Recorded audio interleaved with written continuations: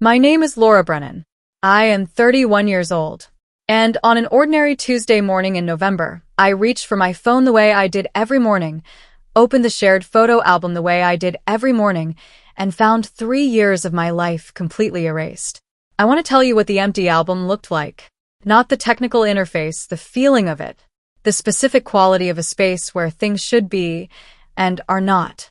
I scrolled up. I scrolled down. The loading indicator that usually meant more photos were coming produced nothing. Just white. Just empty. Just the absence of everything that should have been there. Our wedding day. Gone.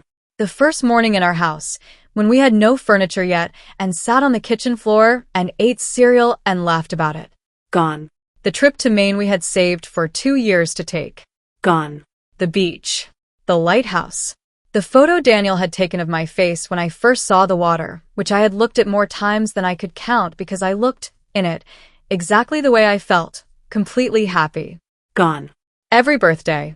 Every ordinary Sunday that had produced a photograph worth keeping. Every moment we had thought, let's remember this. 3 years. Overnight. Wiped clean. I walked to the kitchen. My husband, Daniel, was already dressed. Standing at the counter with his back to me, coffee mug in his hand, looking at something on his own phone. He did not turn around when I came in. I held up my phone. Where are our photos? I asked. He set down his mug. He did not turn around immediately. There was a pause, not a long one, not a searching pause, but the pause of a man who has decided something and is beginning the process of delivering it. He said, I deleted them. I waited for more. For the explanation that would follow. For the context that would make this make sense. There was nothing more. I said, why? He turned slowly. He looked at me directly. And he gave me one reason. Just one. 4 sentences. Quiet. Calm. Cold in the specific way that calm becomes cold when it is applied to something that should not be calm. When he finished speaking, I could not move. I could not think. Because what he said did not just explain the photos. It explained everything. The last 3 years. All of it. Things I had set aside, and things I had explained away, and things I had told myself were ordinary, and things I had not looked at closely enough because I had been inside something I believed was real. When I finally understood, my blood ran cold. But before I tell you what actually happened, please like and subscribe to the channel and tell me in the comments where you're watching from. Now, let's begin. Daniel and I met when I was 27 and he was 30, through a friend who introduced us at a birthday dinner with the specific confidence of someone who has looked at 2 people and decided they belong in the same room. He was quiet, which I had liked immediately. Not shy quiet, thoughtful quiet. The kind of person who does not fill silence with noise but waits until he has something to say, and then says it precisely. He was a structural engineer. He had a calm that I had found, in the first year of knowing him, deeply studying. We had dated for 1 year. We had gotten engaged on a Sunday morning in March when he had planned nothing elaborate. He had simply asked, over breakfast, if I wanted to spend my life with him, and I had said yes before he had finished the question. We had married the following October in a small ceremony at a botanical garden in Portland, Oregon, where we lived. The photos from that day, I had looked at them hundreds of times. Not obsessively. Just in the way you look at photographs of something that was genuinely happy. The light had been perfect that afternoon.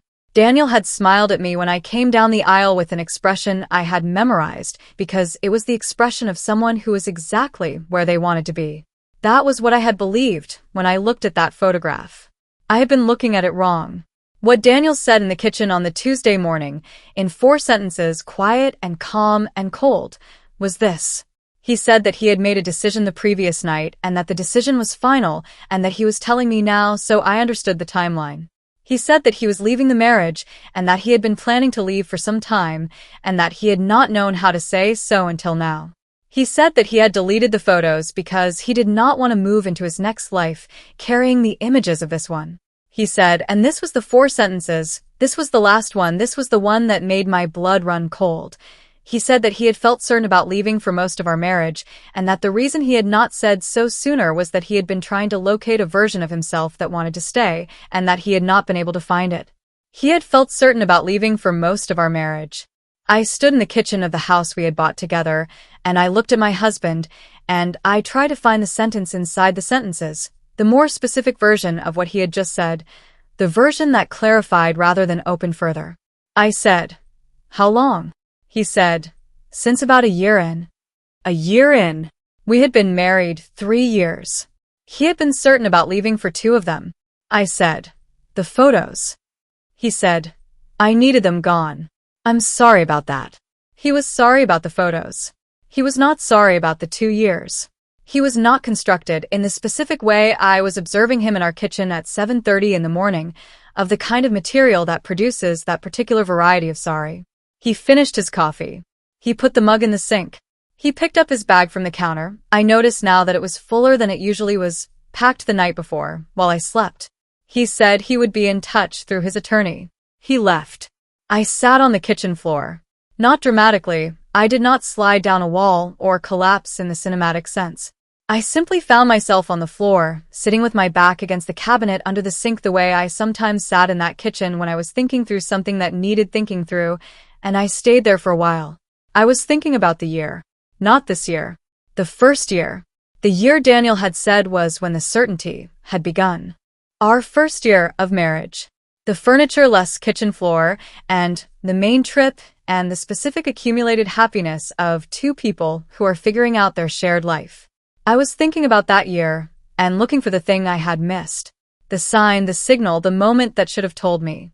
I could not find it, not because it wasn't there. I understand that now, with the distance of the months since that Tuesday. The signs existed. The thoughtful quiet that I had read as steadiness was sometimes, I can see in retrospect, the quiet of someone managing a distance they did not know how to close. The calm I had found so steadying was sometimes the calm of a person for whom equanimity is not a practice but a default, a person for whom things do not land deeply, including things that should. I had been inside it. You cannot see the full shape of something from inside it. That is not a failure of intelligence. It is the condition of being human, and in love, and believing what you see in the faces of the people you have chosen. What I had seen in Daniel's face was real. The problem was not that I had imagined it. The problem was that what was real in him was not the same as what I believed was real. He had felt the warmth. He had been present for the moments. He had taken the photographs and stood at the altar and sat on the kitchen floor eating cereal. And he had also, during all of that, been someone who could sit with a private certainty for 2 years and deliver it in 4 sentences on a Tuesday morning before leaving for work. Those were the same person. I was still learning how to hold that. He had deleted the photos from the shared album, which was the one I had opened that morning. He had not, I discovered, several days later, when I was looking through my phone's own storage, deleted the photos from my local backup. They were there. Every one of them. The wedding. The kitchen floor. The Maine coast. My own face at the moment I first saw the water. I do not know if he had not thought to delete the local copies, or if he had and chosen not to, or if there was some technical dimension of the deletion I had not understood. I do not know, and I stopped trying to determine it because the reason did not ultimately matter. What mattered was that they were there. I looked at them for a long time that night. The Maine photograph in particular. My face. The way I looked. The happiness that was genuinely in it. I had been happy. Genuinely, document-ably happy. The photograph was evidence of that, and the photograph was real. Daniel's certainty about leaving did not retroactively revise my experience of those 3 years. This is the thing I had to sit with most carefully, and that took the most time to understand. He had felt what he felt. I had felt what I felt. The 2 experiences had been simultaneous and different, and neither one erased the other. My happiness was real. It was mine. He did not have the authority to delete it. He had deleted the photographs from the shared album. He had not deleted what the photographs documented. I called a therapist the week after Daniel left. A woman named Dr. Sarah Okonkwo, who had been recommended by a friend and who, in our first session, asked me what I was most afraid of in the aftermath of what had happened. I thought about it carefully. I said, I'm afraid that I didn't know him, that I was with someone for 3 years, and I didn't know the most important thing about him. She said, what is the most important thing about him? I said, that he was planning to leave. She said, Is it possible that he didn't fully know that himself until he did? I thought about that. It was possible. Daniel's description of trying to locate a version of himself that wanted to stay, I had taken it as cold, as calculated, as evidence of a sustained deception. But it was also possible that it was something more confused than that. That a person can be uncertain about a certainty for a long time. That the leaving had been building in him the way things build that do not announce themselves until they are finished building. I do not say this to excuse what he did. Deleting the photographs was wrong. The 4 sentences on a Tuesday morning before he walked out with a packed bag were wrong. 2 years of living inside a private certainty that your marriage is ending without telling the person you are married to is wrong. But wrong and inexplicable are not the same thing. And understanding does not require excusing. I am working on understanding.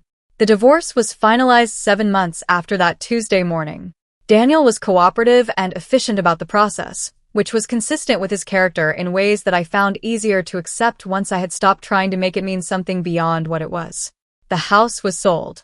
I found a smaller apartment in Portland that I've been making mine over the past months, a piece of furniture at a time, a plant at a time, a Sunday at a time. The photographs from the local backup are on my new phone.